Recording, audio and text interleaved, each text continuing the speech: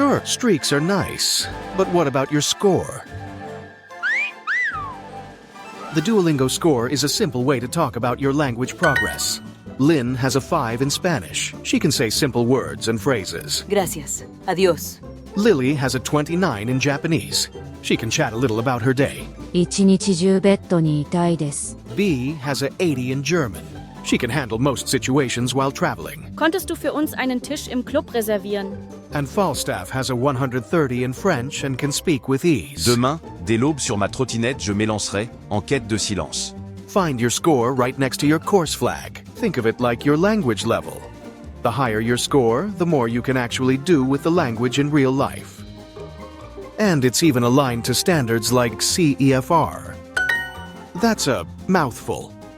So, no more lying about how much Spanish you know on your resume. Just keep learning to increase your score and show what you actually know. And the next time someone asks you about your streak, tell them about your score.